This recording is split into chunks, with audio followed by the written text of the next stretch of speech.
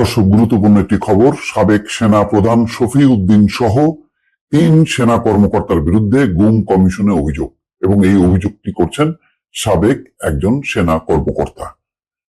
গুরুত্বপূর্ণ, এরকম সাবেক সেনা কর্মকর্তা তার ঊর্ধ্বতন সেনা কর্মকর্তাদের বিরুদ্ধে গুমের অভিযোগ আনার এই ঘটনাটি এর আগে দর্শক ঘটেনি।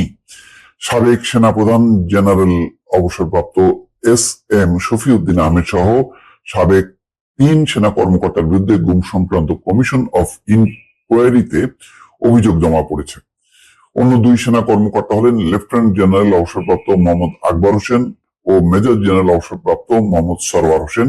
সুপ্রিম কোর্টের আইনজীবী এবং সাবেক সেনা কর্মকর্তা মেজর অবসরপ্রাপ্ত এম সরওয়ার হোসেন গতকাল রোববার এই 3 কর্মকর্তার বিরুদ্ধে অভিযোগ দাখিল করেন। তিনি আজ সোমবার প্রথম আলোকে বিষয়টি নিশ্চিত করেন।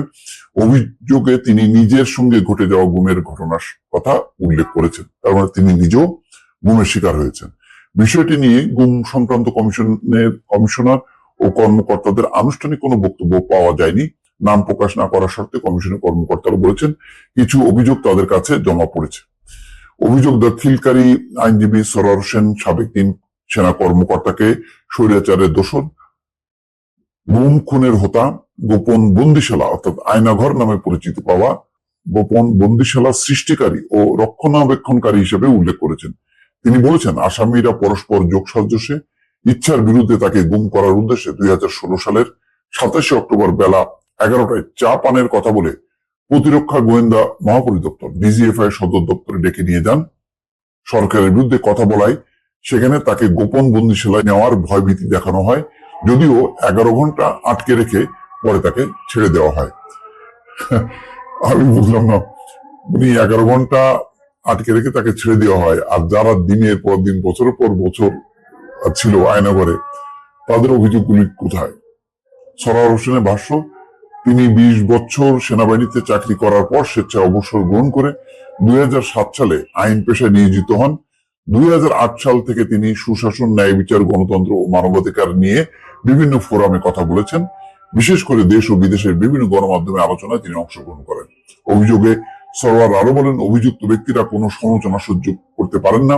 তিনি যেহেতু গণতন্ত্র, সুশাসন, মানবাধিকারের কথা বলেন এবং ফ্যাসিস্ট শাসনের সমালোচনা করেন, সেই জন্য ওই 3 সেনা কর্মকর্তা তার উপর ক্ষিপ্ত ছিলেন। সাবেক সেনাপ্রধান এস.এম. শফিউদ্দিন আহমেদ ভিন্ন মতাবলম্বীদের দমন, মানবাধিকার বিরোধী অপরাধ ও 2024 সালে পাতানো নির্বাচনে সহযোগিতা করে গণতন্ত্র ধ্বংস করার অভিযোগ আনেন সরওয়ার হোসেন তার বিরুদ্ধে। ওই সময় এই 2024-এর সময় এম শফিউদ্দিন আহমেদ সেনাপ্রধান ছিলেন। অবশ্য সেই সেনাপ্রধানের কাছে একটা অনেকের ধারণা ছিল যে তিনি হয়তো এই ধরনের একতরফা নির্বাচনের ব্যাপারে তিনি সাড়া দেবেন এবং সরকারকে তার অবস্থান থেকে বোঝানোর চেষ্টা করবেন, কিন্তু করেননি। লেফটেন্যান্ট জেনারেল মোহাম্মদ আকবর হোসেন একেবারে সরকারের সাথে ঘনিষ্ঠ। লেফটেন্যান্ট জেনারেল আকবর হোসেনের বিরুদ্ধে সরওয়ার হোসেন 2010 সাল থেকে 2018 সাল পর্যন্ত ডিজিএফআই-তে চাকরির সময় অগণিত মানুষকে গোপন বন্দিশালায় আটকে রাখা, কথিত বন্দুকযুদ্ধের নামে হত্যা, 2014 এবং 18 সালে পাতানো নির্বাচনে সহায়তা করে গণতন্ত্র ধ্বংস করা, পতিত স্বৈরাচারের অন্যতম দোষর হওয়ার অভিযোগ এনেছে।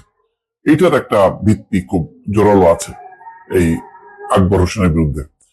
মেজর জেনারেল অবসরপ্রাপ্ত মোহাম্মদ সরওয়ার হোসেনের বিষয়ে আইনজীবী সরওয়ার অভিযোগ করেন, 2015 এবং 16 সালে ডিজিএফআই এর পরিচালক থাকাকালীন তিনি গুম, খুন সহ নানাবিধ মানবাধিকার লঙ্ঘনের অপরাধ সংঘটিত করেছেন এবং সহযোগিতা করেছেন। তিনিও ছিলেন পতিত স্বৈরাচারের অন্যতম দোষর।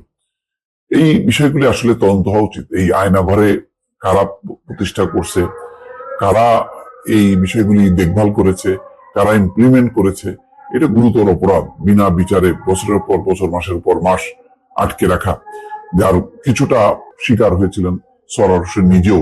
সেই কারণে তিনি নিজেরটা সহ বাকিদের সবার ব্যাপারে অভিযোগ করছেন যে